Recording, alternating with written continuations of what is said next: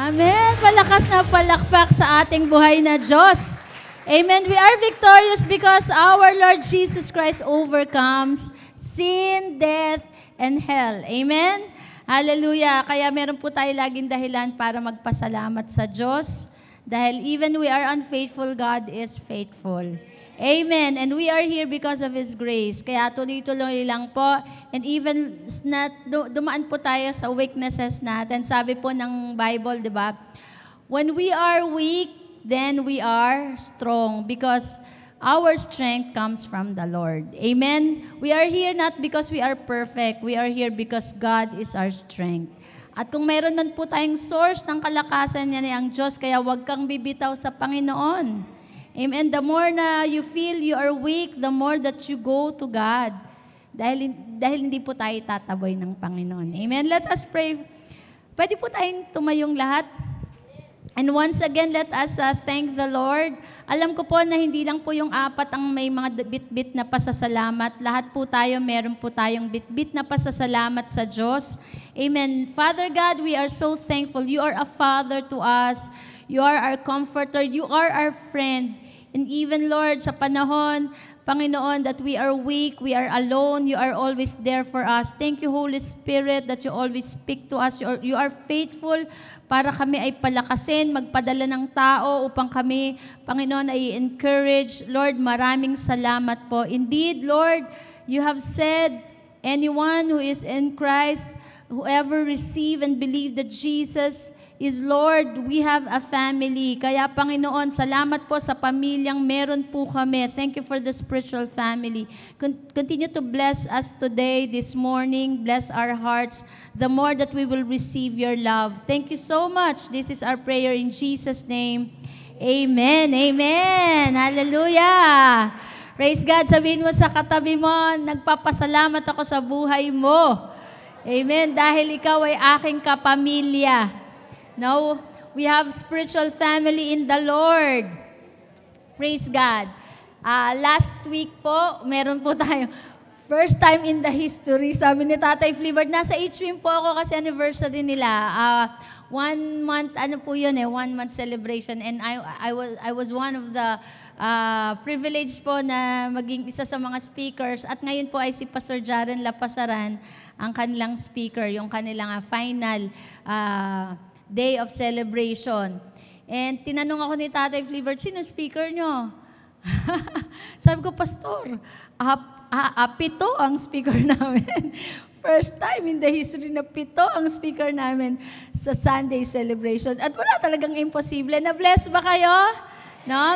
7 principles to live by this 2024. Natatandaan nyo pa yun, no? If we only live by the principle of God, no, then, itong 2024, ang success po, no, nasa kamay ng Diyos. Amen? Nasa pagsunod po natin sa Panginoon, nasa Kanyang salita. And ngayon po, I have shared this last week sa HWIM, and ito po ang ating theme for the whole year, the Great Harvest. Sabihin nyo, a Great Harvest. Marami po tayong naririnig that we are in the end times, we are in the last days. Which is, kasi may ebidensya katulad ng hanggang ngayon, meron pong war sa Israel, at between Israel and Palestinian, tama? Israelites and Palestinian. And hanggang ngayon, di pa natatapos ang war ng Russia at saka ng Ukraine. And tayo din po dito sa Philippines, hindi man po natin panararamdaman, let us pray. Kaya tuloy-tuloy po yung panalangin natin para sa ating bayan, sa ating bansa. We are surrounded by the U.S. Military base. And alam niyo naman ang conflict between U.S. and China. Pag nagalit ang China sa U.S., malamang. No, isang bomba lang po tayo. Sabi, pagka binagsak ang bomba sa Manila, mas matindi pa daw pa sa Hiroshima, tama ba yon? Yung bomba ng nuclear bomb, na kapag ka Manila, diretso tayo dito sa Rizal. Although hindi naman po tayo natatakot mamatay. Amen. You are not afraid to die. Ang takot lang tayo kasi marami pang di nakakilala sa Panginoon. Lalo na kung ito ay mahal natin sa buhay. Amen. Kaya we keep on praying, we are keep on doing to share the gospel because the end times is near. At kung dumating ang Panginoon, no, maihanda natin ang ating pamilya. And the great harvest is here. It's not coming, it is here. Amen. Kung titignan natin sa ating kapamilya, kasama po sila sa harvest. At tayo din ay kasama sa mga laborers. Meron pa akong nasabihin, nakalimutan ko eh. No? Anyway, kaya ang encouragement sa atin, tayo po ay magpatuloy sa Panginoon at tayo po ay maging kabahagi, mag-involve po tayo sa reaping the harvest. Amen. The title of my message today is The Lord of the Harvest. The Lord of the Harvest. Nakalimutan ko yung sasabihin ko kanina eh. Yung between sa US and China, di ba? No? Na kapag ka nagalit nga ang China sa atin, sa US. Ayun, ito pala, yung, kung sino dito nag-abroad, nagpupunta ng US, ngayon pala, ang laging delay ang eroplano going to US, na from Manila to US. Laging delay ng 2 hours. Or pagdadaan dun sa kanilang dadaan ng eroplano lalo na ng China, no? May sila, may batas na pag commercial pwede. Kasi kaya pala nadidelay kasi umiiwas ang eroplano, di ba tama? Umiiwas ang eroplano ng US dun sa sa area ng China kasi baka pagkamalang warplane bombahin. So kaya lagi siyang delay. Na-delay ka ba, Pet? Welcome back. Okay. Welcome back, at least nakabalik ka. Hallelujah. walang sabit-sabit, no. So, yan ipag-pray natin. Kasi nga yung war between US and China, damay kasi tayo dyan eh. No? So, pero di naman tayo, we're not afraid because God is our refuge. Amen. He is our confidence. Amen. Kaya ito lang, ang motivation natin, ang push natin dito, mag-share ng gospel to prepare the people. Kasi lahat naman talaga dadating dun eh. Kaya lang ang tanong, yung pagkatapos ng life dito, saan pupunta? Kaya kailangan paghandaan natin. Kaya praise God, yung mga anak, nagsishare sa magulang, yung kapatid, ini-invite ang kapatid sa church. No, we are not religious people. We are not religious organization. We are inviting people not to make numbers. We are inviting people so that the people are prepared when death comes. When Jesus comes. Amen. No, kasi ang pinakamahalaga hindi yung buhay dito sa lupa. Ang mahalaga yung after this life. Where will you spend your eternity? Amen. Kaya inaayos po natin ang ating buhay. At salamat sa Panginoon, nandito ka ngayon. Amen. So, the title of this message is The Lord of the Harvest.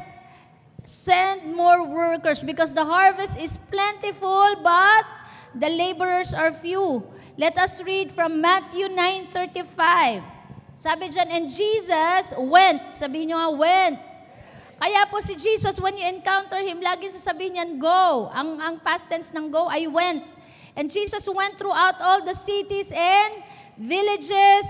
Nag-ikot talaga si Lord. Nag-go talaga siya sa mga cities, sa towns, sa barangay, teaching in their synagogues and proclaiming the gospel of the kingdom and healing every disease and every affliction. Si Jesus po talaga, He is always involved. Not because He is God, He is Lord, but it is His purpose.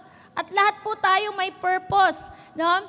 He proclaimed the gospel of the kingdom and healing every disease and every affliction. And nakikita ko po dito sa atin, no? If you have a clear purpose, kahit na ikaw professional, estudyante ka, you can do what Jesus done. Amen. Katulad ng mga anak nga, kanina, nag-testify. Ang anak, nag-pray para sa magulang. Hello? So, healing every disease and affliction. Yung pong depression is affliction yan, pero pag pinag-pray mo, lumalaya. Amen. Kaya kahit estudyante ka, professional ka, businessman ka, you don't need to be a pastor to have a title of an evangelist. Hello? You just need the anointing of the Holy Spirit. Amen. And sabi dyan, when he saw the crowds, he had compassion for them. He was moved by compassion. Ang Diyos, ang Panginoong Yesus po, nung nakita niya ang crowd, talagang they are all helpless. Sabi, they are harassed. Kailangan nila ng kagalingan. Walang nagli-lead sa kanila. May mga religious people, may mga Pharisees, pero hindi sila pinapansin. No, they are always condemned. Kaya nakita niya yung mga tao, kailangan ng leader. Kailangan ng pastor. Kailangan ng magli-lead sa kanila, magpe-pray sa kanila, mag-aasikaso, may makikinig sa kanila. Sabi niya, he was moved by compassion, naawa.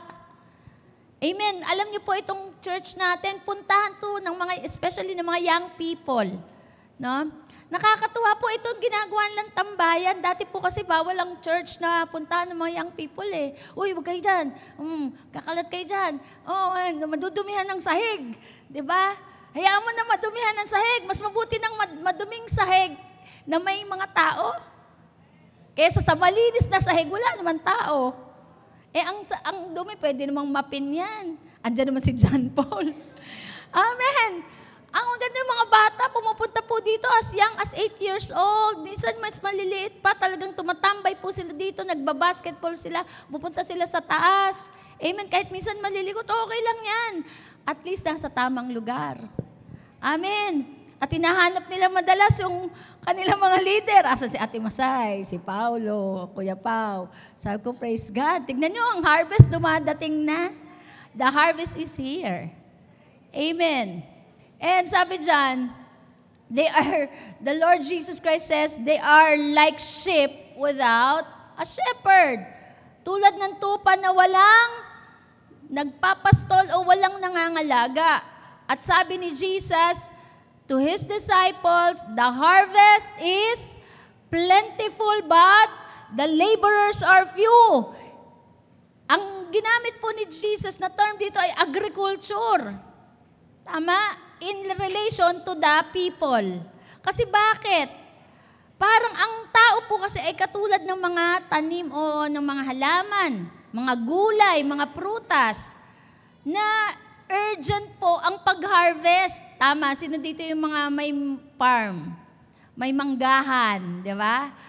Di ba may season of harvest? Pag hindi mo yan hinarvest, ano mangyayari sa fruit?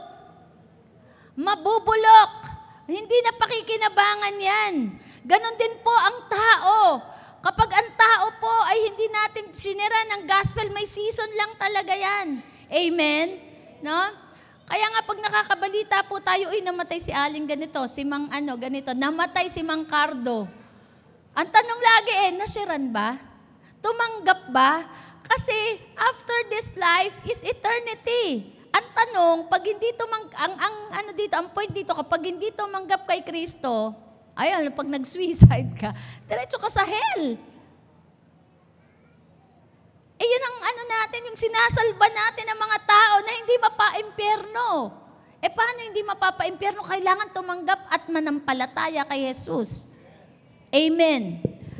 Sabi dito, the harvest is plentiful, but the laborers are few. The leaders, the people are plentiful. The lost people are plentiful, but the leaders are few. Why? Because the Christians are misaligned, misfocused, lack of understanding, maraming na pinagkakaabalahanan, tama?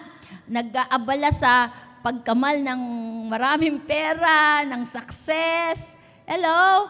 Paghanap ng jowa. Hindi ko naman sinabing masama, Kat.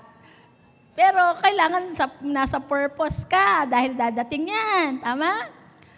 Sabi ng Panginoong Yesus, madaming lost. There are a lot of lost people, kasama ng pamilya mo. But the leaders are few. You know leaders? Yung mga leaders kasi yun yung nag-stand out. Yung tatayuan mo, yung pamilya mo, ikaw na maglilid dyan, ikaw ang mag-share. Whether you are a student, you're a businessman, kahit ikaw ay isang anak lang talaga. Hello. And sabi ni Jesus, sa verse 38, ito, then, therefore, pray to the Lord. Earnestly pray to the Lord of the harvest to send out laborers into His harvest. Magpadala ang Lord of the harvest ng mga laborers, ng mga leaders. Hindi mo kailangan maging Bible school student para maging laborer ka ng harvest. You don't need to graduate from AGSOM, from Bethel, or anumang Bible school. School of Leaders, SOL, graduate ka, pwede ka na mag-cell group. Kahit nga, bago ka pa lang suinil ka pa lang, life class ka pa lang, if you have that compassion for the people, you can invite the people here. You can share the OVE one verse evangelism. Why? Because there is an urgency. Kailangan ng sa Tagalog ng RIP. Anihin Hindi mo alam bukas ang kukunin na pala. Mamamatay na pala. Next week, next month. Alam niyo po ba, this month, 3 pastors. At least yun, pastor. No? 3 pastor. Yung isa inatake. 2. Yung isa ko pong schoolmate, 43 years old. This week lang po. Batang-bata. 43 years old. Kilala nila MJ naabutan sa AGSOM. Inatake po. Si Joel Abellera, Pastor Joel Abellera. And then may isa pa po ng JTG, pastor din, inatake. Yung pang-isa, aneurysm, parang si Pastor Alan. We do not hold our life. Amen. Hindi natin naawak yan. Hindi natin nadidiktahan. Amen. No? Kaya urgent. Sabihin nyo nga, urgent. Urgent po ang pag-harvest. So, the Lord needs us. Amen? Sabihin mo sa katabi mo, the Lord needs you for the harvest. Alam niyo po, pag na-encounter natin si Lord, we will know His heart. And the mission is in the heart of God. Amen? Because mission is the lost people. No more, no less. Amen. Kaya tayo binuhay pa po ng Diyos dahil sa harvest, dahil sa tatay mo, dahil sa nanay mo, dahil sa mga anak mo na hindi pa nakakakilala at naliligtas. We cannot be comfortable at this time because life is unpredictable. Amen. Kaya sabi ni Lord, ask of me and I will give you the nation for your inheritance. Hingin mo ang bansa, ibibigay ko pamana. Hingin mo ang pamilya mo. Ipag-pray mo every day. Kaya tayo may 40 days prayer and fasting. And sabi ko, Lord, after the 40 days, what's next? Lord, kung kailangan namin mag-pray ng the whole year, 365 days, para lang sa mga kaluluwa at para sa mga laborers, that we will all be stirred up, yung need ng salvation ng mga tao. Lord, we will gonna do it. Amen. Amen. So itong naririnig nating mga word na to, these are all signs. Sabi po ng Bible, they are all signs. Anong mga signs ng malapit ng dumating ang Diyos? Si Jesus, war. Amen. Kaya nga pag na-encounter mo si Lord, sasabihin niya sa'yo, go. Kaya nga sa Isaiah 6:8, tinanong niya, sabi ni Lord, sino ang isi-send ko? Sabi ni Isaiah, nung nakita niya yung goodness ng Lord, na-encounter niya sa Lord, sabi niya, alam niyo ba si Isaiah, sabi niya, I am a man of unclean lips. Imperfect po si Isaiah. Katulad natin, katulad mo. Kaya wag mong isipin na hindi ako pwede gamitin ng Panginoon kasi imperfect ako. Through the blood of Jesus, you will be perfect. Amen. Wala namang perfecto dito sa atin lahat. Si Lord lang. But through His grace. Kaya nung nakita niya, sabi ni Isaiah, here am I, send me. Sabihin mo nga, here am I, send me. Amen. So, the great harvest is here. Hindi siya coming. The harvest is not coming. The harvest is at hand. It's here. Kasi kung babalikin po natin sa year 2000 years ago, sa panahon ni Jesus, sabi niya, the harvest is plentiful. So noon pa lang, nakita niya na madami na talagang aanihin. Marami ng mga taong kailangang iligtas. Ang kulang ay laborers. Kaya dapat the laborers are coming. Pero mas maganda kung the laborers are at hand. Amen! Mga ka-young people po natin, pumupunta sa school, they are praying for their fellow young people, for their fellow students, at iyon po ang nagiging daan upang ang mga kabataan po ay maligtas. Pero yung mga nanay may gagawin din, syempre, tama ba? No? Kaya tayo naabot din ng mga anak, yung mga kapitbahay, kabarangay, pwede po yan i-invite. Hello? Kaya alam niyo po, pag naging Kristiyano tayo, bumabait po tayo. Parang hindi kayo kumbinsido. Praise God. No? Kasi bakit? Talagang kailangan natin bumait. Mahirap tayo mag-invite kung hindi tayo babait. Tama? Magpapakabait na tayo. Bakit? Alang-alang sa mga kaluluwa na hindi pa naligtas. Dati masungit ka, dati suplada ka, dati wala kang pakikipagkapwa-tao. Ngayon, marunong ka na. Bakit? Kasi invite mo yan sa church. Shesharan mo ng gospel. Hindi yan maniniwala kung suplada ka pa rin. Tama? Mamimigay ka na. Dati madamot ka, ngayon namimigay ka na. Malaking pagbabago. Alang-alang sa mga kaluluwang hindi pa naliligtas. Tandaan niyo po, hell is real. Hell is real. Amen. Marami pong nanaginip na nakapunta sa impyerno. They testify that hell is real. Heaven is real. So ngayon pa lang, tayo po ay hinahanda ng Panginoon at kailangan talaga natin mag-go. Sabi niyo, go. Like Jesus. Jesus is a missionary. Do you know that Jesus is a missionary? He came from heaven to earth, but to show the way from the earth to the cross, my debt to pay. Ang Panginoong Yesus natin from heaven to earth, talagang He went. Siya mismo nag-go, nag-missionary siya para tayong lahat ay maligtas. Now, pinapasa po sa atin yan ng Panginoong Yesus. Sabi niya, babalik siya sa Ama, pero nagbigay siya. Sabi, go and make disciples of all nations. Madami ng beses niyo po naririnig ang go and make disciples because the harvest is plentiful. Amen. When you say missionary, hindi mo naman po kailangan pumunta ng Africa, New Zealand. Ayan. Canada, US. Doon pa lang sa pamilya mo, missionary ka na dyan. From the word mission. Meron kang purpose. Ang mission mo, maligtas yung nanay at tatay mo.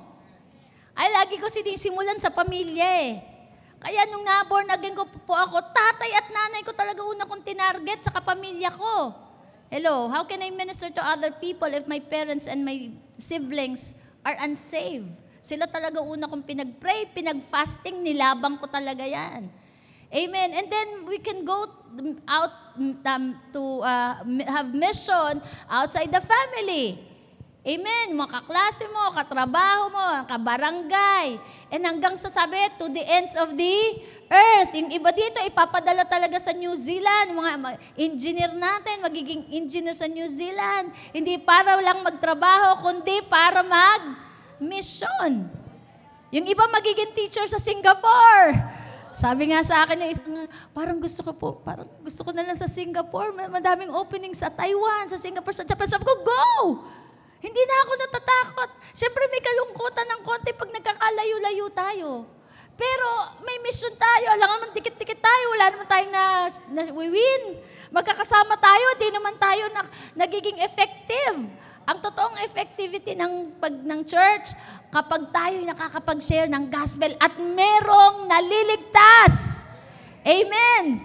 Sabi nga, pag naisip ko na ko, isisend ko na. Katulad ni Mean, sa ni Pat, sinend na sa buso-buso, di na natin sila nakikita dito. Tama? Si Pastor Travis at si Pastora Lindsay nag-umpisa na sa Muntindilaw. And one day, magiging church na yun, di nyo na rin sila makikita dito. Makikita na lang pagka may gathering, no? Naku, nasa diaspora na agad ako, di ba? Okay, what are the biblical keys to gather the harvest? May susi. Mahalaga pa sabihin nyo, susi. Alam niyo, sabi ni Jesus, I'm gonna give you the keys of the kingdom. Alam niyo po ba na ang kingdom of God ay katulad ng isang bahay? Sino dito may mga bahay? Di ba, ang dami niyong susi. May susi sa main gate, may susi sa master bedroom, sa CR, sa second room, third room, sa back door. Di ba? Iba-iba susi niyan. Ganon din po ang kingdom. Sa prosperity, if you want to be blessed, may isusi po dyan.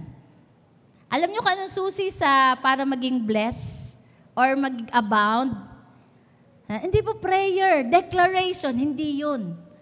Kahit anong declare mo, kahit anong pray mo, hindi ka i-bless. Alam niyo po kung ano ang susi sa prosperity? To prosper? Giving. Giving. If you want to be blessed, if you want to abound, give. Ngayon, may susi po na ituturo ako dito. Na keys to gather the harvest. May susi po para mag-gather natin ang harvest. Ma-secure natin ang harvest. Hello, kasama yan ang magulang nyo. Lagi ko pong binabanggit ang pamilya. Kasi mahalaga po na pinahalagahan natin ang kaligtasan ng ating pamilya. Mahalaga po ang bawat buhay. Amen. So, we are all part of this gathering the harvest. Tatlo po yan. Number 1 is disciple.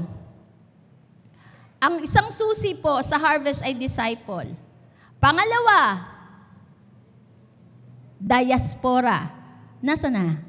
Pangatlo, DNA. Yan. No? Unang-una po, disciple. Kailangan po tayo are followers of Jesus Christ. Amen? May nature po ang disciple. Ang nature po ng disciple ay nag-gather together. Amen? Kaya hindi po sa atin bago ang pag-gather, ang gathering. Katulad dito, we gather together. Hello? Ang sabi nung after ng ascension, si Peter, bumalik na si Jesus. Sabi sa Acts 1:15, in those days, Peter stood in the midst of the disciples. They are all together. The number of names was about 120. Sa Acts chapter 2 verse 1, sinabi din po dyan, when the day of Pentecost had fully come, they were all, sabi niyo all, they were all together in one place. Gathering together is normal to disciples. Kung ikaw ay disciple, hindi na question kung mag-church ka, nasa big gathering. Hindi na question yan kung ikaw ay ate ng mentoring. Hello, because the nature of the disciples, they gather together. Amen. Sabi, do not forget the fellowship. Huwag niyong kakalimutan ang pagsasama-sama. Huwag kang mag-iisa, sabi ni Pastor Alan, kung pwede naman tayong dalawa. We are more than 2. Sabi 2 or 3 gathered in His name. Hindi sinabing 1. Diba? Although naniniwala tayo when we are intimate with God, of course, the Lord talked to us, but He valued, the Bible value the togetherness.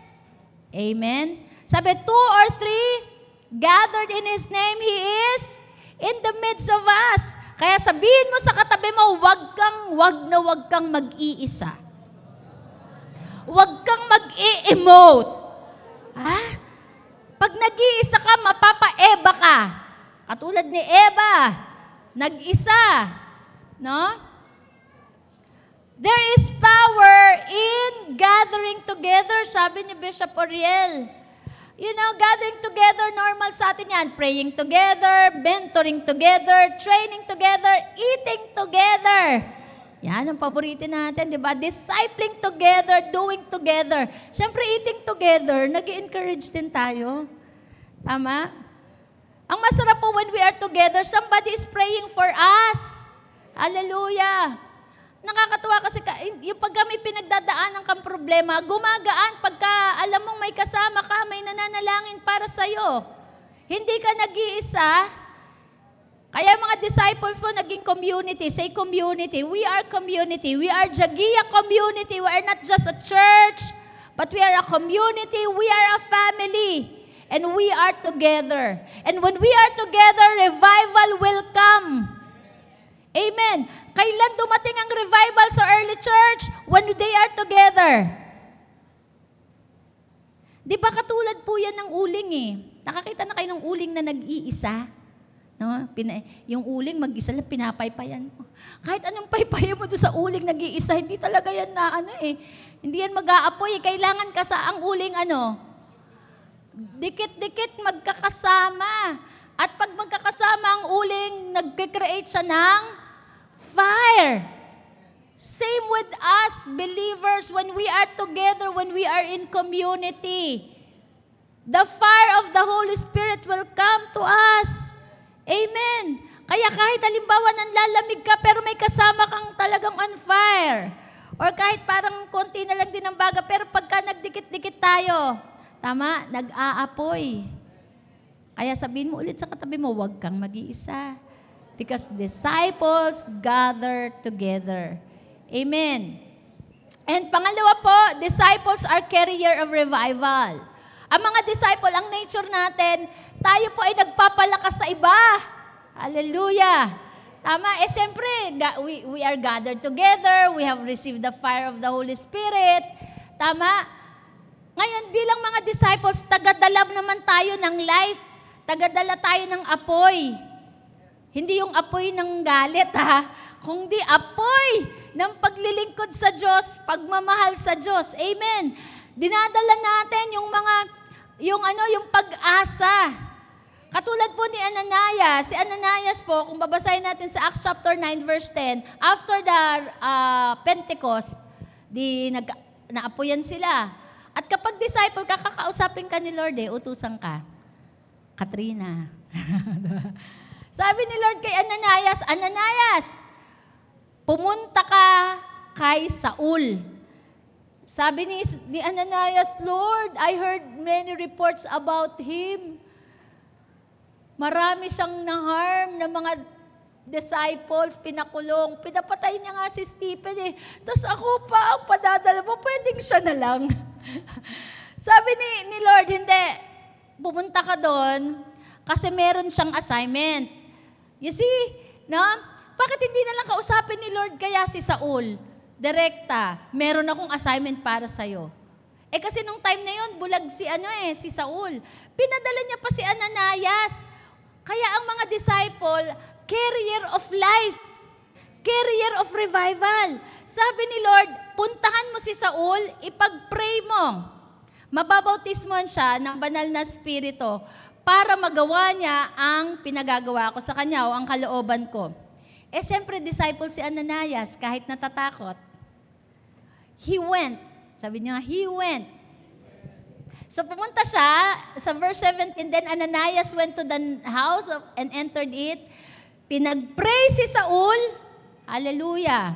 Kaya mahalaga po, nagli-lay hands tayo, pinagpe-pray natin someone who is cold, who is not on fire, yung parang talagang, taga CPR Alam niyo yung CPR? Yung parang yung naghihingalo na. Pero dumating ka, ikaw ang nanalangin, ikaw ang nagsalita sa kanya, ikaw ang nag-encourage, nag-prophesy ka. Sabi ni Ananias sa kanya, Saul, may assignment ka. Excited pa si Ananias, may assignment ka. May assignment para sa'yo si Lord. At ngayon ipagpe-pray kita, be filled with the Holy Spirit. At alam niyo ba, nangyari kay Saul, natanggal yung parang scale sa mata niya. Ganun po tayo pag nagsishare tayo. You see, tignan niyo Ananias, nag-iisa siya, pumunta siya kay Saul. Ang pinuntahan niya, isa lang din. Kaya alam niyo po ba, pag inutusan tayo ng Diyos, pumunta ka kay Damusloy, pumunta ka kay Inday. Minsan din ayaw natin kasi nag-iisa lang yan. Ba't ko pa pagtsatsagaan yan? Isa lang yan. Pero hindi mo alam na merong gagawin niyang isang taong yan sa Kingdom of God. At si Paul po, nung natanggal sa kanya yung scale, mali nyo, si Nanay Amandi, magiging missionary pala to. Hallelujah. Nothing is impossible with God. Kaya ang pinakamahal, naalala ko no? Talagang mga leaders po siya, sige, go, go, go. Punta ka. Nagamit ng Panginoon, di ba? Si Saul po, natanggal yung scale sa mata niya, tapos nabautismuhan siya ng banal na spirito. Bakit? Pinag-pray siya ni Ananias. At hindi na ata nabanggit si Ananias noon. Nabanggit man, isang beses na lang ulit after that chapter. Pero si Paul, naging prominent siya talaga sa history ng early church. At maaaring ikaw naman si Paul, may nag-pray sa'yo. Salamat sa Ananias mo. Amen. Kaya, disciples are carrier of revival. When you say revival, carrier of life. You are, taga-CPR ka hanggat may hininga to. Teka, hanggat may pulso to. Pwede pa to. Hallelujah, salamat sa mga leaders na hindi sumusuko sa disciple. Na nakita ang pag-asa na ito. Ipagpipray to, kasama ko sa prayer and fasting to, magiging missionary to, magiging Paul to. Amen.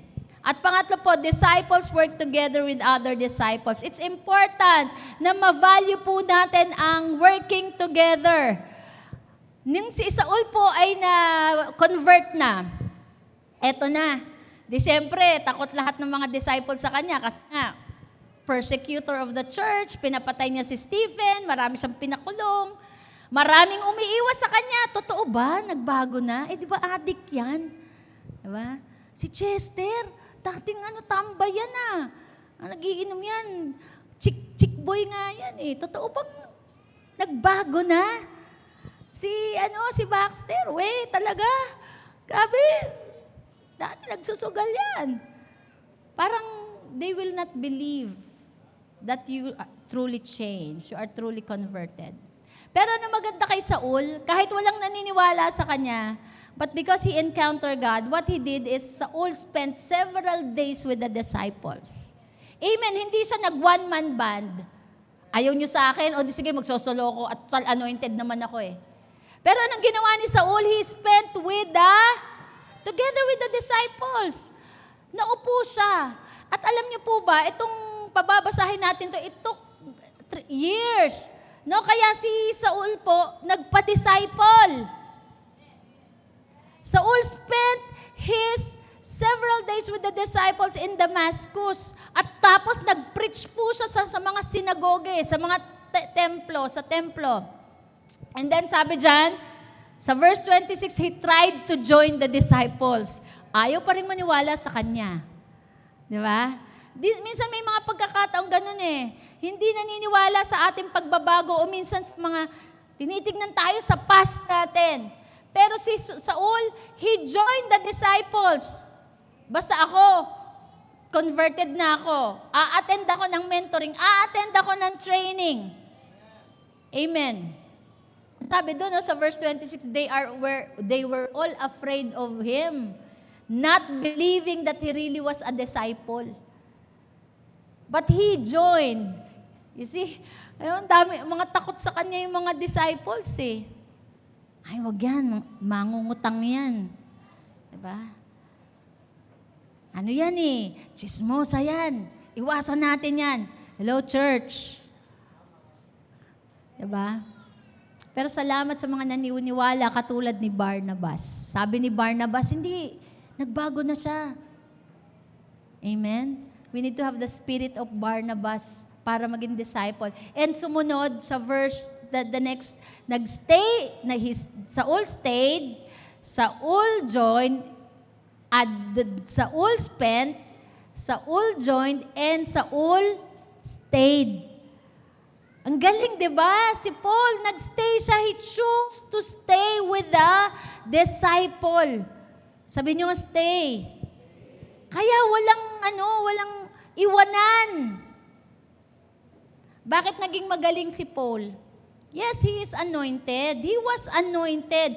But because he joined and he stayed with the disciples. Sino ang lagi nating kasama? Sino ang pinakikinggan natin?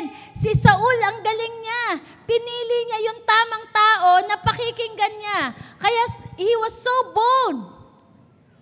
Yung knowledge niya about Jesus Christ, Yun ang nagbigay din sa kanya ng boldness, ng clarity of his faith. Mahalaga po kung sino yung lagi nating kasama.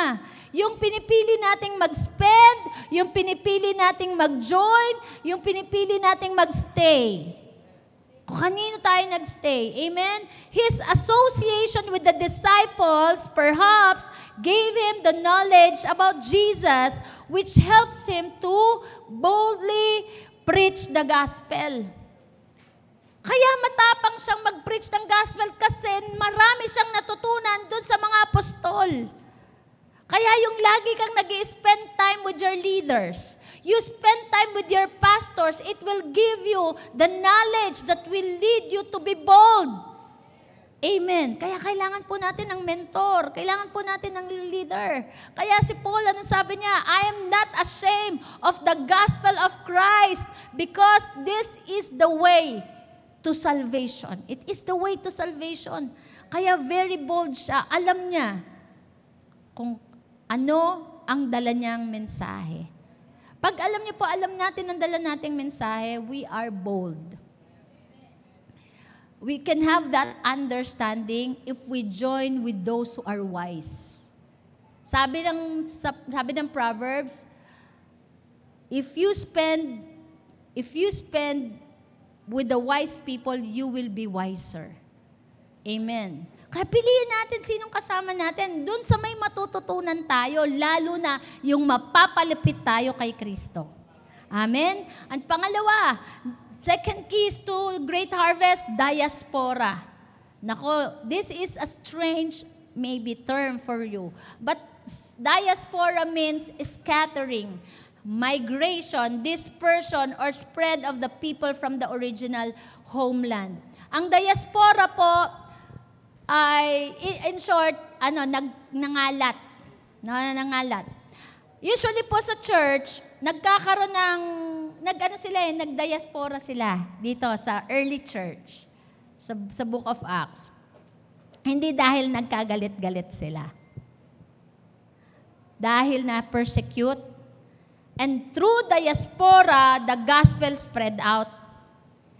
Makinig po tayong mabuti. As a church, hindi natin kailangan maghiwa-hiwalay kasi magkakagalit tayo. Hindi, lilipat na lang ako sa F. Diba? Kung saang F. Hindi ko sinasabi, we are body of Christ. Tama? We are all body of Christ. We are together. We are here for same purpose. Pero alam niyo po ba, naniniwala ako na meron talaga tayong lupa na pinagtaniman sa atin ng Panginoon. Katulad ng pamilya. Pinanganak ka sa Lopez. Ito Mones. Yung isa Nones. Puro S, di ba? Iba naman, may Verana, Kingkito, di ba? Yan ang pamilya natin dito sa lupa. Tama, hindi mo yan pwedeng iwanan. Kahit na magkakagalit kayo, pamilya pa rin kayo. Kaya saan ka bumabalik? Kapamilya mo, tama? Kaya tayo dito, we are iron sharpens iron. Minsan we are tested by our character, na sineshape yung character natin. Pero mag-i-stay tayo, bakit? Apelyido natin, Jagiya. Hello! No, hindi CCF ang apelyido mo, ha? Jagiya ang apelyido mo. Tama, pero body of Christ, ka-body of Christ natin, H-Stream, ka-body of Christ, Dulos, ka-body of Christ, BTC, pero saan tayo tinanim, saan tayo pinanganak? Sa Jagiya. Amen. Kaya etong diaspora, maganda. Kasi, mag-spread out tayo. Ang buso-buso, ang Jagiya dinala natin saan? Buso-buso. Sa Antipolo, dadalhin. Sa Kogyo, dadalhin. Amen. Sa Pangasinan, dadalhin. Tama? Pag dinala ka sa New Zealand, may Jagiya New Zealand. Tama? Pag dinala ka sa Canada, may Jagiya Canada. Hello. Pero isa lang naman ang mensahe natin Jesus is Lord. The salvation is through Christ. Pero yung ministry natin, iisa lang. Amen. Hindi yung halimbawa, dinala si Chester na lang, dinala ng kumpanya sa ibang bansa. Anong ibang bansa? Sa Cebu. Dinala sa Cebu, doon inassign. Ay, ano kaya church? Ano kaya? May JIL, CCF, PCF, ang dami. Hindi ka maghahanap ng bagong church. Magpa-plant ka ng Jagia Cebu. Amen ba? Tama. Pag dinala si Ate Pastora Malu sa Africa, kinuha ni Brother Aurelio, may Jagia Africa na. Hello! We are carrying the name of our church, hindi dahil tayo ay pinalalaki natin ang ating sariling denominasyon, but we are family, right? That is our identity. Kaya pumunta ka man sa ibang bansa, di ba Kingkito ka pa din? Tama. Lopez, pumunta ka sa ibang bansa, Lopez ka pa din eh. Etong diaspora, maganda po, saan man kayo pumunta, magtatanim tayo ng Jagia ministry. That is what we carry. Ngayon, magkikita-kita tayo. Hindi tayo magkakahiwalay kasi magkakagalit. Naghiwa-hiwalay kasi nagtanim ng church. Nag-spread out. Kasi kailangan ng kaligtasan, kaya yung Laloma Outreach. Hallelujah, palakpakan natin si Lord. Mag-o-open po tayo ng Laloma Outreach sa panguna ni Kuya Baxter at saka ni Ate MJ. Amen, nilid ng Holy Spirit yan. Sabi ni Lord, Laloma, balikan ang pamilya. Alam niyo, parang ganito nangyari sa sa early church. Magdiaspora. Bago sila nagdiaspora ganito, kwento ko lang po sa inyo. Nung panahon na si Jesus, bumalik na. Tapos ngayon, sabi ni Jesus, huwag kayong aalis sa Jerusalem hanggat di nyo natatanggap ang banal na spirito. Ngayon, during the festival, nagpuntahan po yung mga sojourners, foreigners, para mag-witness ng festival. During that time, nagpe-pray po sila sa upper room, parang yung prayer natin, no? At habang nagpe-pray yung 120 days, bumaba ang banal na spirito, nag-tongues, nagsalita ng iba't ibang wika, Cebuano, Ilocano, Bicolano, Bisaya, Samar, ano-ano, no? Merong Espanyol. Kaya ngayon, yung mga foreigners na nagsidatingan para mag-witness ng festival, sabi nila, paano naging salita nila yung Ilocano, di ba ano naman yan? Tagalog yan. Sabi niya, mga lasing yan. Sabi ng mga foreigners, sabi ni Peter, 10:00 ng umaga, lasing. Hindi po lasing yan. Sila po ay nabautismuhan ng banal na spirito. Tapos yung iba nagtatawanan. No? Alam niyo po kung that was around thousands of people ang nando po sa paligid. At sabi ni Peter, nag-preach siya, pinreach niya, si Jesus, sabi niya, Jesus died on the cross for your sins, so repent and be baptized. So ang haba po ng preaching ni Peter, in short po, sabi, sila po ay, hini po ng banal na spirito. Yung mga foreigners na yon, yung mga dayo. Sabi nila, anong gagawin namin? Sabi niya, repent and be baptized. Sila po ay nagsisi ng kanilang kasalanan. At sila po ay nabautismuhan ng banal na spirito. Kaya sinabi po sa Bible, 3,000 was added to their numbers. Kasi po, ang dami po talagang mga dayo na pumunta nung time na yon. Kaya kahit 120 lang sila, pero nag-witness sila sa 3,000 at nabautismuhan ng banal na spirito. At ito po ang maganda. Yung 3,000 na yon, sabi nila, hindi na kami babalik sa aming bayan. Mananatili kami dito. Parang si Saul, nagstay. At alam niyo ginawa nila? Nagpa-disciple. Nagpa-disciple sa mga apostol. At sabi, di ba? Araw-araw. Sabi niyo araw-araw. Araw-araw nakikinig po sila sa turo ng apostol. Araw-araw nananalangin sila. Araw-araw nagbe-break ng bread. So, araw-araw nilang ginagawa yan for years. At eto na, dituwan-tuwa na sila. Magkakasama sila. Hallelujah. Ligtas na sila.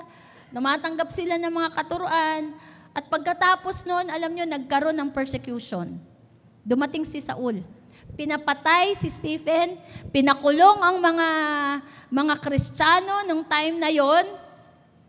At nung sila ay na-persecute, nag-scatter sila. Sabi niyo, scatter. Or in other term, nagdiaspora.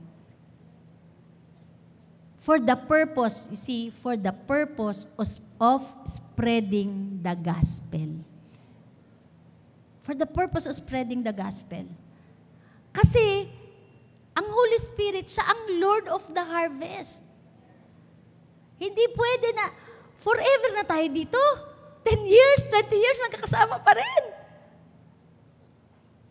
Hindi tayo makapag-gather ng great harvest nito. Ilan ang capacity ng Jagiya building? Siguro kung yung siksik na siksik talaga, nasa 300. Yung hindi ka na, yung maamoy na natin isa't isa, ganon, mga 500. Di ba? Pero hindi ka na komportable nun, tama? 500 lang ang capacity nito. Hilong-hilo ka na nun. Kasi nagkakabalitan na ng amoy. Pero alam niyo po, ang capacity ni Pastor Travis, more than 500. Ang capacity ni Baxter, more than 1,000. Ang capacity mo, more than thousands. Hello? Itong building na to, limited po, pero ikaw, unlimited ka kasi nasa iyo ang banal na spirito.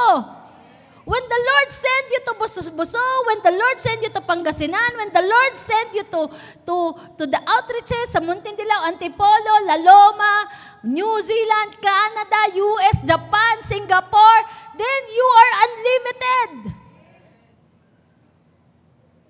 What is the key? Mag-raise ka ng disciple. Mag-raise ka ng leaders na isi-send sa harvest field. Hello? Kung ako lang, limited po ako. Kung ako lang ang pastor dito. That's why I am raising you up as leaders and laborers, co-laborers of the harvest. Amen. Hallelujah. Sinong excited? Amen. Sino dito taga Palawan? Sino dito taga Bisaya? Sino dito taga Mindanao? Amen. One day, yung mga taga Bicol dyan. Sabi ko nga si Camille, galing Bicol, biglang pinadala sa Jagiya. And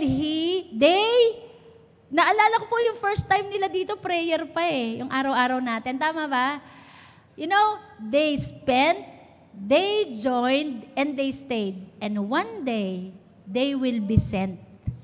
Amen? Hallelujah. Tanggap niyo po ba may pastor kayong manugang? Magpapastor sa Bicol. Jagiya Bicol. Jagiya Antique. Jagiya Tanay. Amen. Hallelujah. That is the way of the Holy Spirit to gather the harvest. Ang great harvest po is when we penetrate the whole nation Philippines. When we penetrate the whole world for Jesus. Amen. Kaya sabihin nyo, kailangan magdiaspora. Ang diaspora, hindi kasi galit-galit, kundi tayo ay bati-bati sa isang purpose of spreading the gospel. Amen. And as young as you are, sabi ko, Lord, you have a promise that you will gonna pour out your spirit upon all flesh. Young men shall see vision, and young women shall prophesy, and it is happening now. Amen. Yung mga young people po natin, nagde-declare sila, nangangaral po sila ng mabuting balita sa eskwelahan. Kaya nga, as young as you are, kahit estudyante ka, pag tinawag kang magpastor, pag tinawag kang magmissionary, go! Amen? Hallelujah. Hanggang dyan pa lang muna tayo. Sige, lalo mo muna. Quezon City, Kogyo. Di ba, Chester? Okay ba? Mami G? May anak kang pastor? Hallelujah. Alam niyo po, sinabi niyong pastor, hindi mo kailangan mag-resign. Si Pastor Alan din nag-resign for 20 years.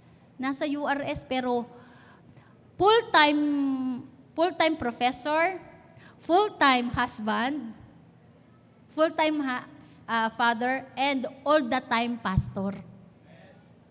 Amen. No? Kaya nothing is impossible po na tayo po ay mag-spread out. Hello? Na kaya tayo, kailangan may missionary mindset. Sabi nyo nga, missionary mindset.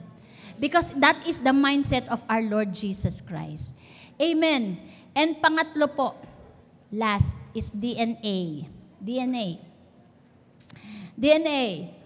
To secure the key to great harvest is DNA. When you say DNA, anong ibig sabihin ng DNA? Deoxyribonucleic acid, or sa maikling salita at madaling banggitin ay DNA.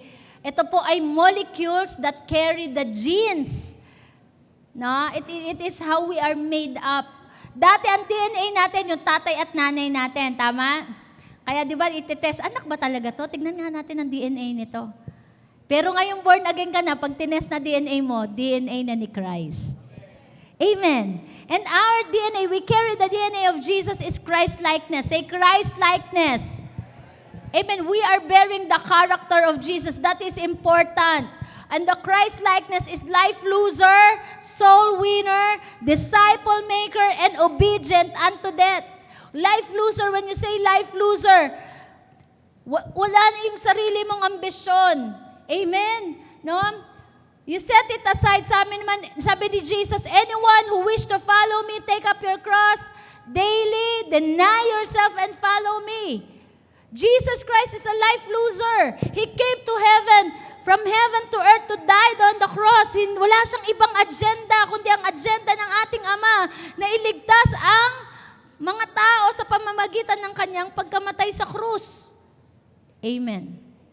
That's why we give our time, we give our wealth, we give our effort, we give our energy. Kaya yung energy natin, no? yung ating buhay, yung bawat taon, yung bawat araw, we number our days. Not just working for a certain company, not working for money. We are living for a purpose, to love God and to bless the people, to save the people. Amen. Pagka po naging life loser tayo, magiging mabuti tayo sa ating kapwa. Kaya marunong na tayong mamigay. Yung dating pinag-aawayan nating lupa sa magkakapatid, di ba yung dati nagkakagalit-galit kayo dahil sa, yung iba nga 100 lang nag-aaway na eh. 100, 1,000, nagkakagalit na dahil sa maliit na amount, nasira na ang pagrelasyon. Pero pag life loser ka na, sige sa'yo na yan. Basta ang mahalaga, kay Kristo tayo. Amen, maliit lang po na ilustrasyon yun. Pero being a life loser is being selfless. Amen. You are willing to give away for the purpose of saving the person. Kaya nga sabi ko sa inyo, pag tayo life loser, pag Kristiyano tayo, bumabait talaga tayo. Nagiging generous. Hello?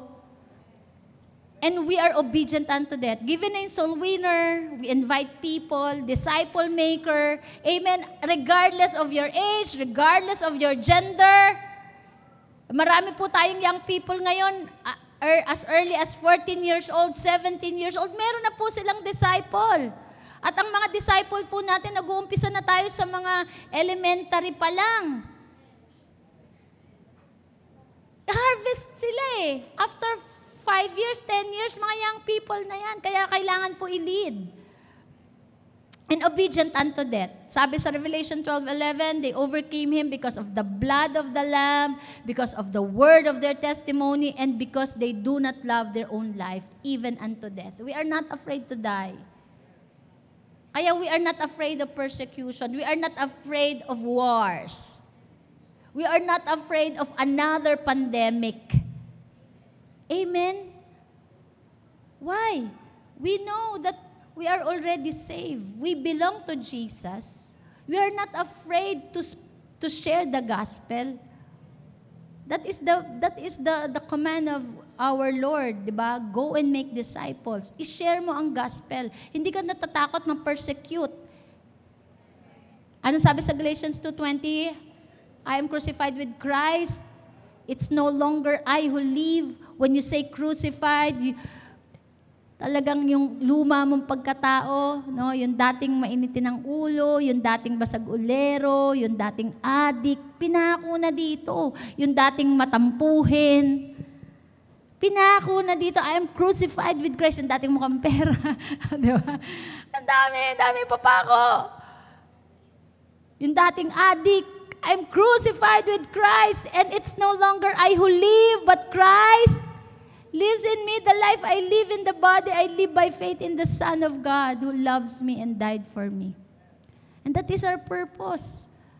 Why we live? It's because Christ lives in us. That's why we have the mind of Christ. Amen? Missionary mindset. Say missionary mindset. Kaya ang missionary mindset, hindi troublemaker, kundi peacemaker. Amen? We carry the message of peace. May tissue ka, anak. We carry the message of peace. Amen. Kaya nga alam niyo po, pag disciple tayo, we are at peace. Pag we are at peace, we can carry the message of peace. Hello? Amen ba? Mahalaga po yun. Kasi when we are not at peace, we bring troubles. Pero pag at peace tayo kay Lord, at peace din tayo sa ibang tao. And we can carry the message of peace. We can bring hope. And we have the heart of Christ. What's the heart of Christ? Compassion. Compassionate. May awa tayo. Tama? Especially to those who are weak. Hindi tayo namimili ng tao. Amen? Ulitin ko, Jagians, hindi tayo mamimili ng tao. Di ba, marami siguro sa atin yung mga medyo social bago ka na born again. Talagang namimili ka kung sinong yayakapin mo, kung sinong shasharan mo, tama, kung sinong kakausapin mo. No. Si Jesus, hindi siya namili ng tao. Nag-minister nga siya saan ba yun? Sa may ketong. Ayaw lang gusto lumapit sa kanya. Doon sa may ketong. Pero si Jesus ang nagtangka talaga na siya i-embrace at pagalingin. Compassionate people, walang walang favoritism.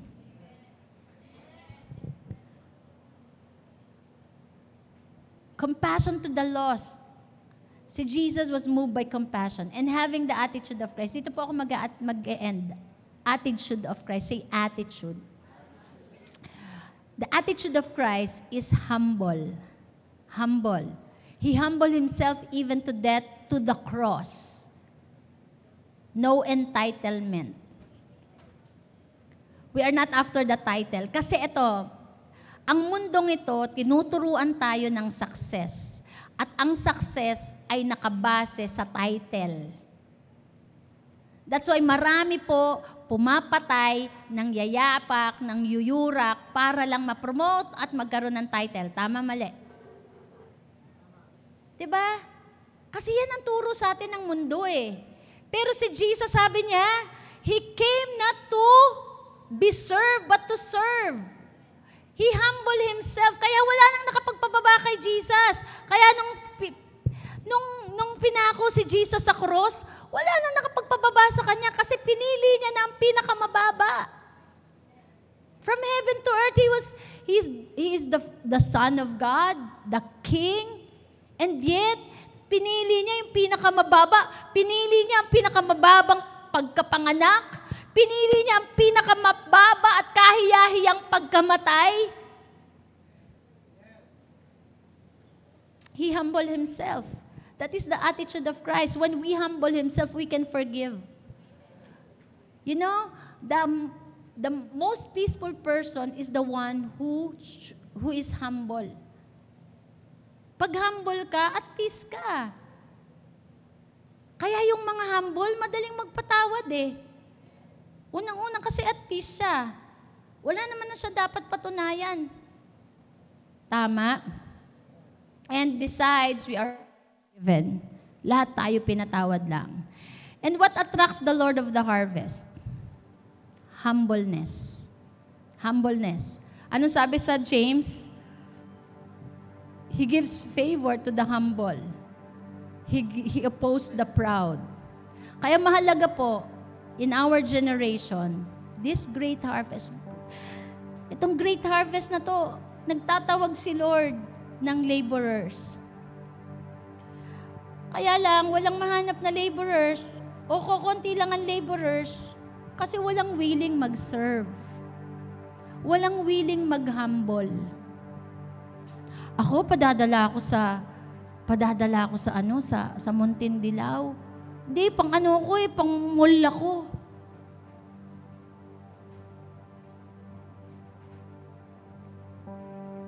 Walang laborers kasi walang nag-humble Unwilling to serve. You know, service attracts people. Sa McDonald's po, kaya bakit ganun po ang McDo hanggang ngayon, no, meron silang na-maintain nila because of their SCQ, service, cleanliness, and quality. Bago ka palang pumasok sa noon po kasi naging crew ako ng McDo. Papasok pa lang hello, good afternoon, welcome to McDonald's, may I help you? Yung pala makikisi-CR lang Pagka CR sabi, thank you sir, welcome back. Walang pinipili, customer man o hindi. Willing to serve. Pag may nabuhos na na soft drinks, na sandwich, kasalanan ng client or ng customer, sir, hindi, papalitan natin yan. Service. We serve the people. Kung nagagawa sa secular, bakit hindi yung taga-church? Sabi ni Jesus, I came not to be served, but to serve. Giving time to the people. Praying for the people. Yung pagpipray natin araw-araw, that is service. It attracts the people. Yung pagyakap sa mga tao.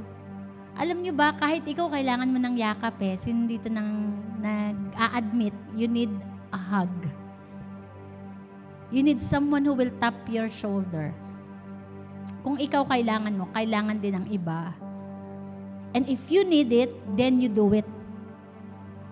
Amen. And Christ-centered life. Sabi ng Bible, when Jesus is lifted up, He will gonna draw men unto Him. Walang ibang pangalan na itataas. Only Jesus. Kaya tayo, we are all servants. Kung meron man tayong ino-offer sa church, kung mayroon man tayong ino-offer na service, that is the result of our gratefulness to God. Ikaw ba naman? Tayo ba naman? Iligtas mula sa impyerno? Bakit hindi mo ibibigay ang buhay mo? Amen. Kaya kung meron man tayong binibigay sa Diyos ngayon para at pagsiservisyo sa tao, yan ay dahil napakalaking pasasalamat natin sa Diyos. Dahil ako, ang aking pamilya ay niligtas mula sa impyerno. Sa kabila ng ako'y makasalanan, sa kabila ng ako'y maraming pagkukulang, ako'y niyakap ng Diyos.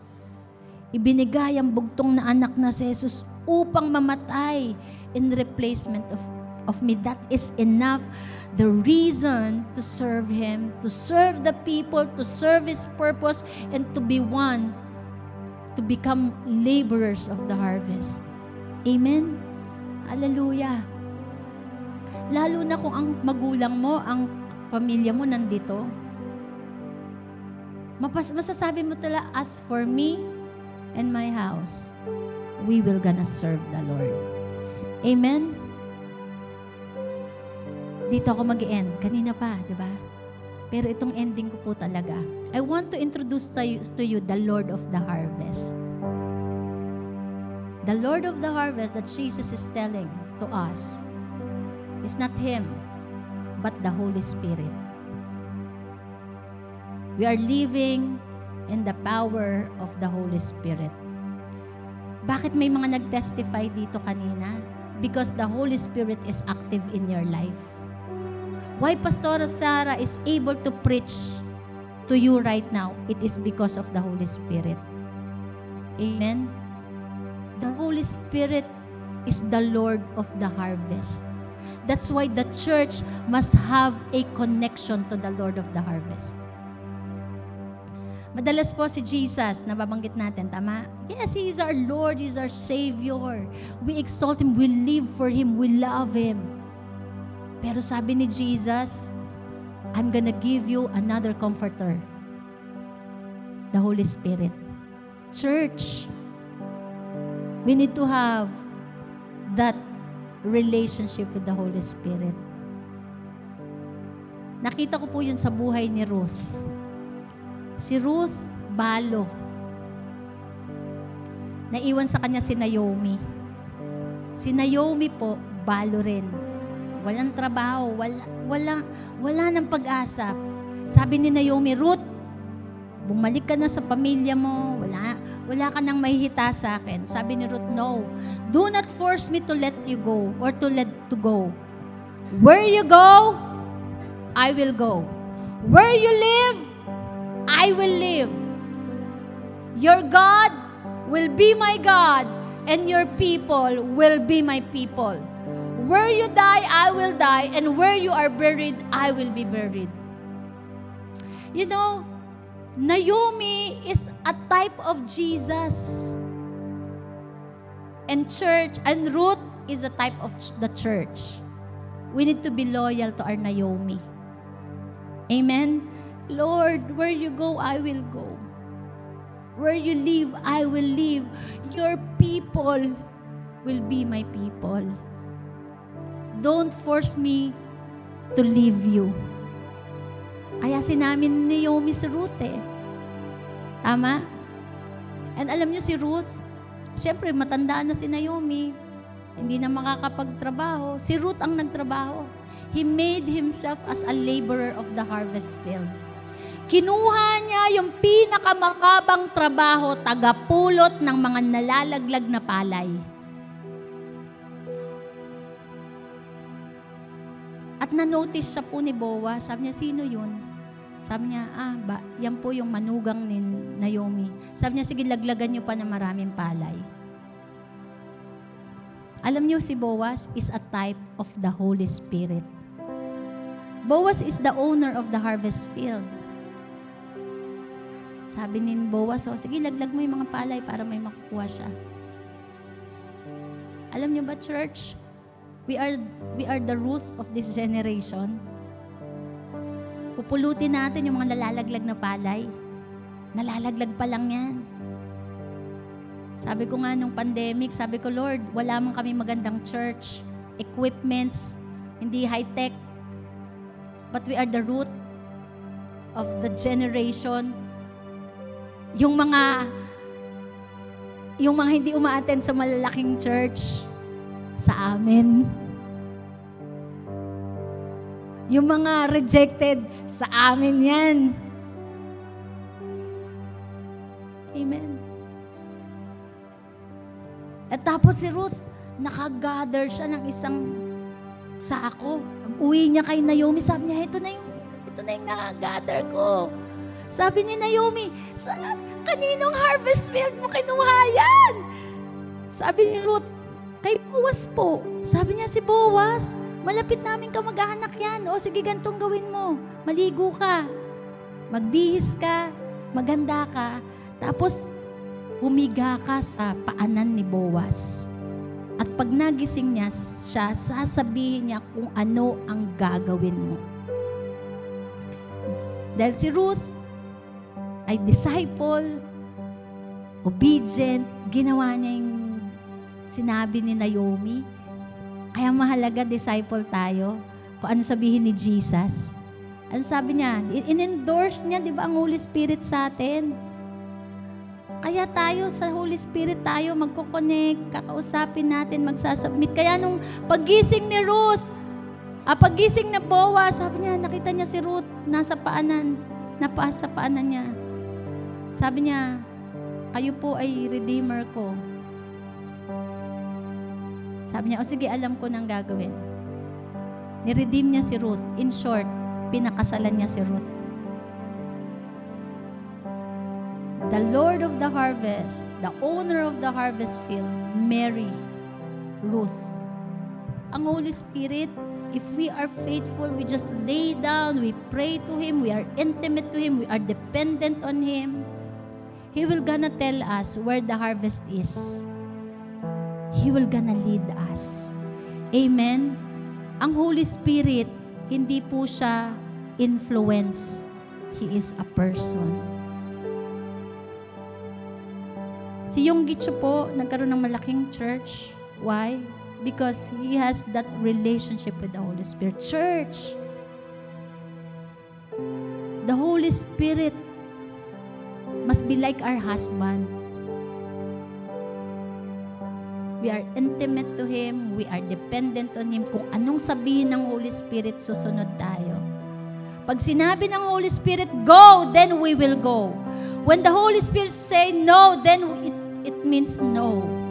Sinabi niya kay Paul, huwag kayong pumunta dyan. Hindi nagpunta si Paul. Sinabi ng Holy Spirit, sige, pumunta kayo dyan. Pumunta sila. Ang church ganun din. Amen. And the Holy Spirit is telling us today, go! Go! Go! Because the field of the harvest is plentiful. Amen. Are you willing to obey the Holy Spirit? Alam niyo, pagka may relationship tayo sa Holy Spirit, hindi mahirap. Hindi mahirap. We can gather the harvest. Amen. Isang malaking kasinungalingan na mahirap maglingkod sa Diyos.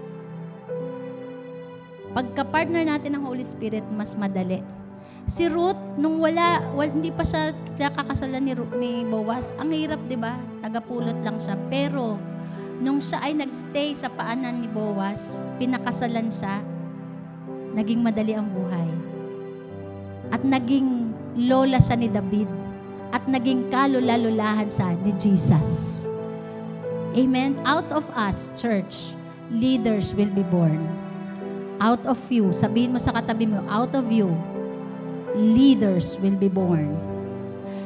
Out of you, kings will be born. Out of you, president will be born. Amen?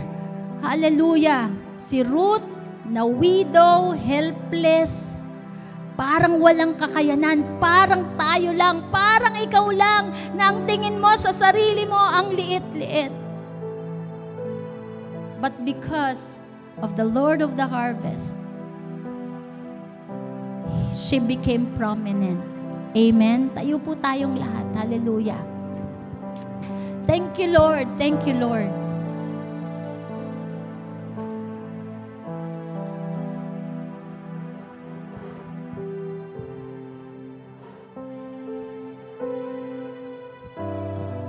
It's a big lie of the devil na ibulong sa'yo, na binubulong sa'yo na wala kang pwedeng gawin sa harvest field.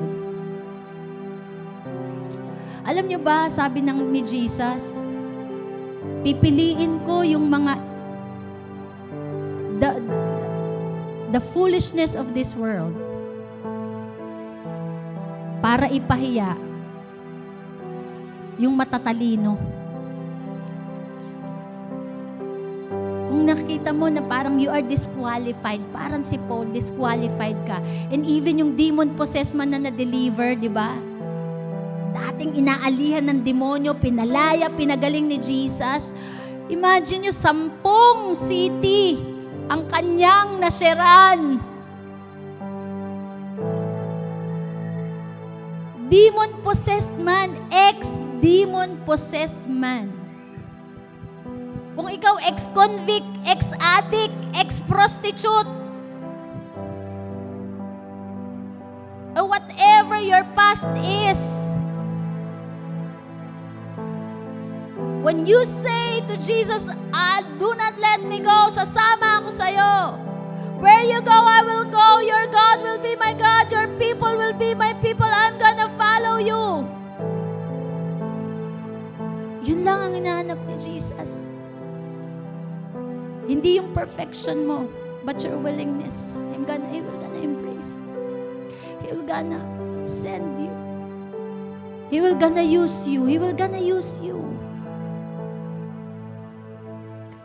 Katulad ni Ruth, katulad ng ex-demon possessed man, katulad ng ex-prostitute, katulad ng ex-adulterer, imperfect and casted out of this world, but the Lord chose them and used them. Amen. Hallelujah. I'm gonna pour out my spirit upon all flesh. Young men, you will gonna see vision. Young women, you will gonna prophesy. Believe and receive. Amen. Hallelujah. Let us pray. Let us pray. Let us come to God, to His love, to His embrace, to His forgiveness. Lord, yes, we are disqualified by this world. We are imperfect, but we come to you in your grace. Sige, lumapit ka sa biyaya ng Diyos. Laging nakaabang yung forgiveness niya sa'yo. No one could disqualify you. Ang pinatawad ng Diyos, pinatawad niya na. Ang minahal ng Diyos, minahal niya. Ang pinili ng Diyos ay pinili na niya. Wala nang pwedeng makapag-disqualify sa'yo. Amen? Hallelujah. Just pray to the Lord. Pwede mo itaas ang kamay mo. Raise up your hands to your Naomi. Raise up your hands to our Lord Jesus Christ. Lord, thank you for that big love, unconditional love for me. Make it a personal prayer. Salamat po, Panginoon.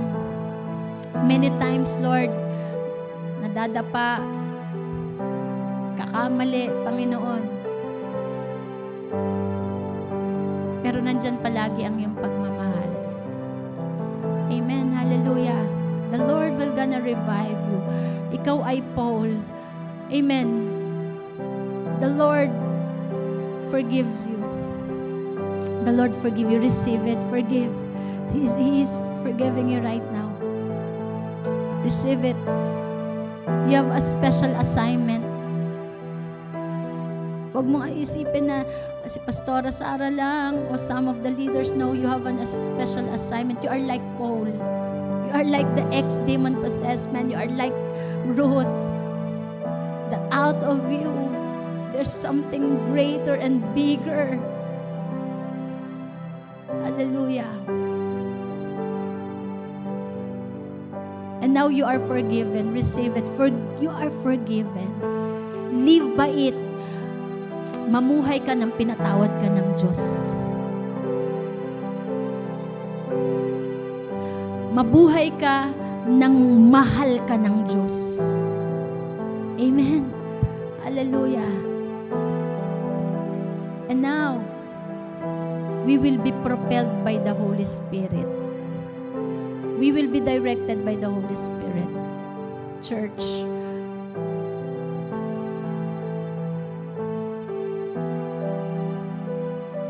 Ito po yung leading ng Lord. Madalas po, ginagawa lang po nating event, yung pag-receive natin sa Holy Spirit. And then, ma-stir up po yung emotion natin. And then after 2 weeks, 1 month, parang wala na naman. Hindi po siya pang-ignite. The Holy Spirit is a person. You can live with Him. Marry Him. Make Him your husband. Make Him your comforter, your master, your father, your friend. Pag umalis ka sa church, parang iniwanan mo na yung Holy Spirit dito sa church kasi ito yung banal na lugar. Hindi po. Ang Holy Spirit po kasama mo. Amen. Hallelujah. And I would like to invite everyone who wanted to surrender your life to the Holy Spirit. Just come to the altar. Amen. Hallelujah. And as we begin this year, hindi po natin gagawin yung gusto lang natin, kundi kung ano ang gusto ng Holy Spirit. Kung ano ang gusto ng Lord of the harvest. Amen. Lead me where you want me to go. You are my master. You are my redeemer. You are my Lord. Hallelujah. I give you my life. Hallelujah. Urarababashikararahande. Urarababashikararahande. Rarababashikararahanda mamahay. Holy Spirit, you are faithful. Come on, call on the Holy Spirit. Recognize Him. Recognize Him in your life. Hallelujah. He's your power. He's your strength. Hallelujah. Holy Spirit, continue to propel the church. Propel the church. Propel the church, Lord. Propel the church. Hallelujah. It's not us. It's no longer us. What we want, but what you want. Hallelujah. Yes, we are holy because you are holy. We are perfect because you are perfect. Thank you, Lord, that you enable us. Hallelujah. Kapatid, yung mga nag-struggle, if you are struggling in sin, if you are struggling in weaknesses, the Holy Spirit is greater in you than he that is in the world. Greater is He that is in you. The Spirit of God is greater that is in you than he that is in the world. The church will be moving. The church will be advancing. You are advancing. This 2024, you are advancing. Receive the Word of God. You are no longer a loser. You are an overcomer because the Holy Spirit is in you.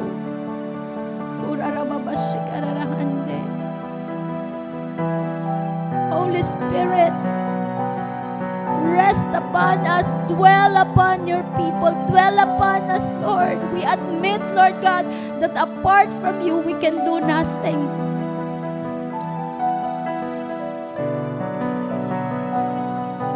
We have the boldness because you are bold, Holy Spirit. We have the courage because you are courageous, Holy Spirit. Come on. Hallelujah. Recognize the Holy Spirit in your life. Yes, I am victorious because the Holy Spirit is victorious. I am powerful because the Holy Spirit is powerful. Amen. I can love because the Holy Spirit loves. I can forgive because the Holy Spirit forgives. I have peace because the Holy Spirit is peace. I have the joy because the Holy Spirit is the joy. I am good because the Holy Spirit is good. I am kind because the Holy Spirit is kind. I am gentle because the Holy Spirit is gentle. I am humble because the Holy Spirit is humble. Thank you, Lord.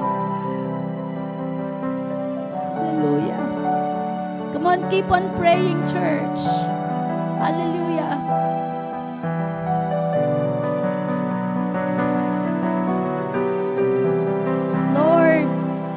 Lord of the harvest. And while you are praying, meron po dito papakitaan ng banal na spirito ng ating Panginoon. Sabi, the young men will see vision. He will gonna pour out His Spirit and young men shall see vision. Papakita sa iyo ng Panginoon yung mga lugar. Papakita niya yung mga tao. Yes, come on. Hallelujah. Hindi yan para i-stir up ang emotion mo, kapatid, kundi para ipakita niya saan ka. Some of you, your families. Hallelujah.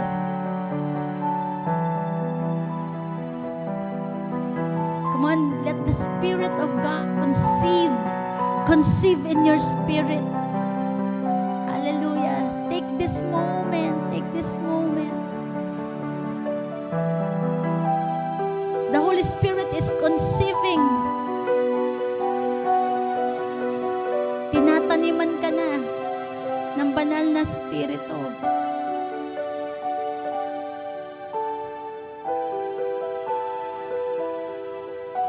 Do not resist. Lord, we submit. Holy Spirit, we submit. Our happiness is where you go, we will gonna go. Hallelujah. Our joy is doing your will. Hallelujah. Thank you, Lord. Just keep on praying. Hurarababashikararakhande, rarababashikararakhanda mamahayararashikararakhande. Hurarashikararakhande, rarababashikararakhande. Hurarababashikararakhande.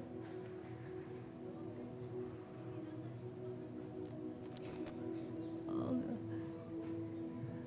show us the harvest field, Lord. Where are you? Hurarababashikararakhande. And some of you will be given power to preach the gospel, to prophesy. Hallelujah. You can ask for the gift of the Holy Spirit. Lord, give me that courage, that boldness. Hallelujah. You can ask. You can ask. You can ask. Hallelujah. Kung ikaw nasa ministry ka na, ano yung nakikita mo? Ano yung burden mo? Na kailangan mo ng kapangyarihan ng banal na Spirit? He will gonna empower you. You asked for the gift of healing, gift of faith, gift of prophecy, gift of discernment. Come on, ask, ask, ask. He is the Lord of the harvest. He is the Lord of the harvest. Lord, hallelujah. We need the gift of faith.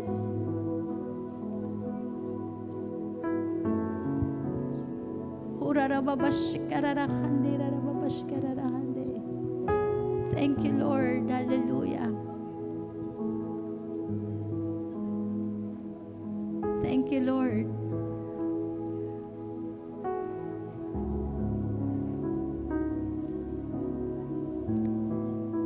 Receive the gift of the Holy Spirit. Receive the gift of the Holy Spirit. Meron po dito pinagpala ang mga kamay. Yung mga ililay hands nyo gagaling. Hallelujah. Receive it. Receive it by faith. Yung bawat ipapanalangin, ililay hands po ng inyong kamay ay gagaling. Gift of miracle. Mga ipagpe-pray nyo po. Makakaranas ng himala. Kapatid, it's not about you. It's about the Holy Spirit. Receive it. Receive it. Thank you, Lord. Gift of knowledge. Gift of wisdom. Gift of tongues, gift of encouragement, gift of wisdom. Hallelujah. Oh Lord, Holy Spirit, you are so good to us. You are the Lord of the harvest. the Lord will enable the church so that we can perform in the harvest field, so that we can reap the harvest. Lahat ng may pananampalataya na nandito sa lugar na to ay tatanggap mula sa banal na Espiritu. He is the giver of life. Kung paanong nag-perform ang Holy Spirit sa early church, same in our generation. Same in our generation. Just receive it. Thank you, Lord. Hallelujah. Let us worship the Lord. Let us worship the Holy Spirit.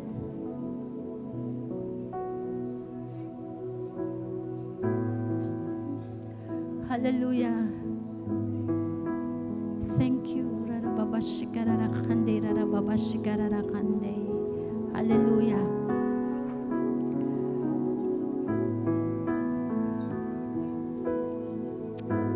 Huwag kang aalis sa altar na to nang hindi mo na-receive yung gusto ibigay sa'yo ng Holy Spirit. At kapag binigay niya na sa'yo na yan. Use it to serve people. Perform it, engage it, and it's not you, it's the Holy Spirit. Thank you, Lord. Thank you, Lord. Thank you for your faithfulness, Lord. Thank you, Holy Spirit. It's you. It's all about you, Holy Spirit. Thank you so much. You are faithful to the church. You are our groom, Holy Spirit. Thank you. Thank you. You are a gift to us. You are our comforter. You are our friend. Holy Spirit, you are our power. You are our strength. Holy Spirit, we love you, Holy Spirit.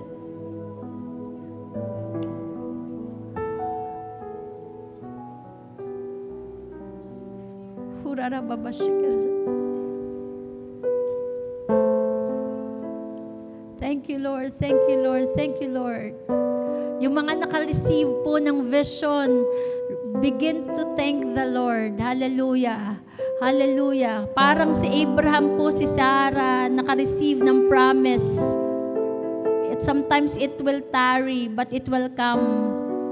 Minsan i-conceive pa po yung vision na yan. Minsan po, kailangan pa po mag-intay, but it will come. Hallelujah.